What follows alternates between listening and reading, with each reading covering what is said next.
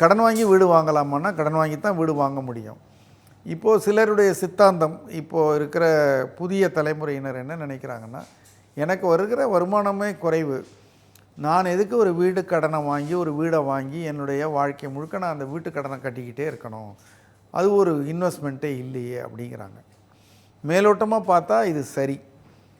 அப்புறம் இதில் என்ன பார்க்க தவறுறோம்னு சொன்னால், நமக்கு எப்பயுமே வருமானம் வரும், நம்மளால் வாடகை கொடுக்க முடியும் அப்படிங்கிற ஒரு அனுமானம் இருக்குது இந்த கேள்விக்கு பின்னாடி.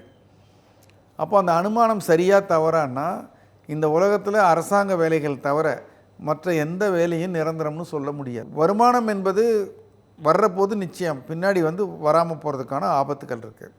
அதனால நம்ம வாழ்க்கையில் நிம்மதியாக வாழறதுக்கு நமக்கு உணவு, உடை, உறையில் ரொம்ப இம்பார்ட்டண்ட்டு. யாருக்கெல்லாம் அவங்க அப்பா அம்மா வீடு இருக்கோ, ஊரில் வீடு இருக்கோ, அவங்க கவலைப்பட வேண்டாம்.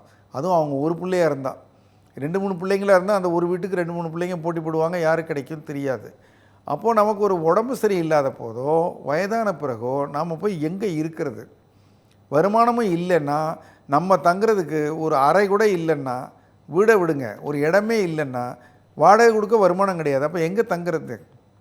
அப்போது ஒரு மிகப்பெரிய தேவை ஒன்று இருக்குது, நமக்குன்னு ஒரு வீடு, நம்ம அங்கே இருக்கலாம்.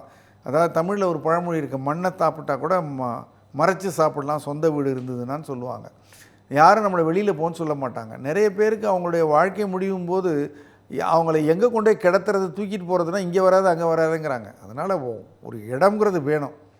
அதுக்காகவா வீடுன்னா, நீங்கள் வயது கம்மி தானே, இப்போலேருந்து ஒரு சின்ன தொகை இஎம்ஐ கட்டினா 20 வருஷம் கட்டினா ஒரு வீடாகிட போகுது.